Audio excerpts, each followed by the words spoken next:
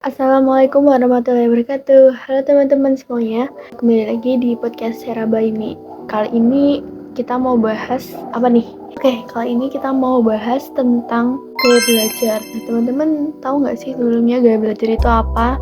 Gaya belajar sendiri adalah proses di mana kita mencari teknik yang tepat atau teknik-teknik yang mungkin bisa kita gunakan untuk mencapai atau menerima informasi dengan tepat gitu, terutama informasi tentang pola belajar gitu. Oke, sebenarnya teman-teman pasti pernah sering dengar banget guru sering menggunakan teknik-teknik belajar itu teknik dimana audiovisual, visual, terus kinestetik, terus membaca, menulis, terus apa itu dan masih banyak lagi sebenarnya, karena proses dimana kita sendiri kan atau dimaksud dengan siswa sendiri itu memiliki teknik belajar mereka masing-masing gitu. Jadi aku bakal jelasin nih buat teman-teman semua, ada banyak banget teknik gaya belajar tadi udah aku sebutin sebenarnya, dan salah satunya yaitu cara gambarannya aja ya teman-teman, bahwa jadi sih gaya belajar itu yang pertama itu ada visual sendiri itu gaya belajar yang mengandalkan gambar, grafik, data dan sebagainya. Itu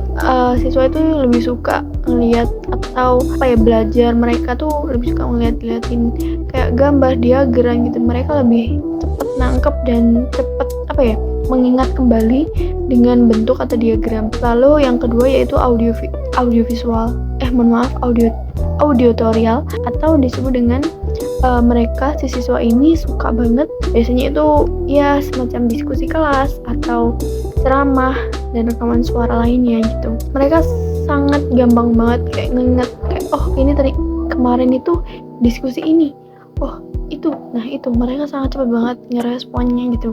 Lalu yang ketiga itu ada kinestetik. Kinestetik sendiri itu siswa ini tuh lebih suka aktivitas fisik yang mana mereka kayak cara mereka membuat kayak gambaran, lukisan-lukisan atau dia mind mapping dan sebagainya. Lalu ada writing dan membaca dan menulis. Nah, pasti kita tahu teman-teman bahwa membaca dan menulis itu salah satu bentuk gaya belajar.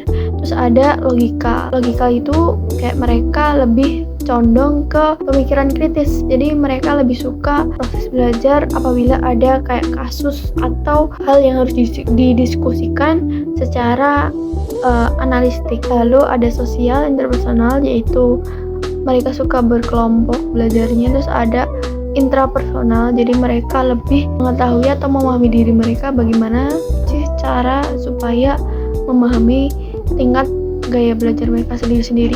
Lalu kenapa sih kita harus sering dalam proses memilih gaya belajar?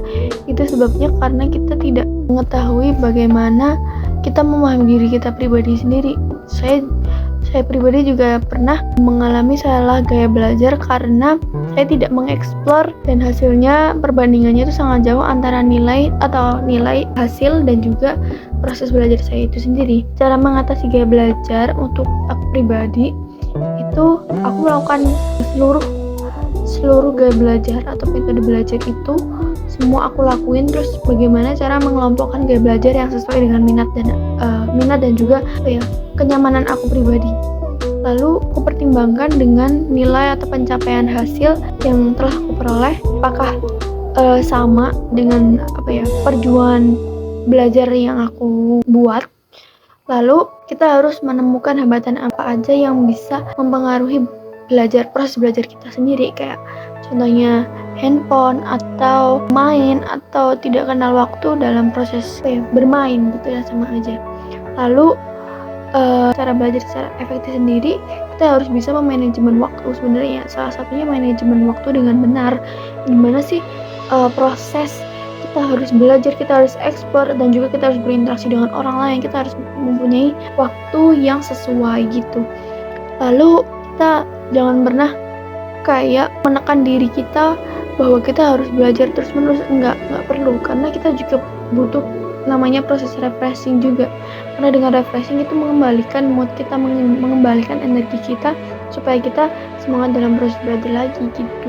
Udah gitu aja ya teman-teman, mungkin dari saran dari aku sendiri yaitu kita harus memahami metode cara teknik belajar kita. Lalu sebenarnya saran dari aku sendiri itu lakukan semua metode atau teknik belajar itu sendiri, lalu kita pilih mana yang paling cocok. Lalu kita simpulin, oh mana sih yang sesuai dengan nilai hasil kita itu, terus ya udah itu aja langsung kita, oh ternyata ini gue dapet ya belajar aku.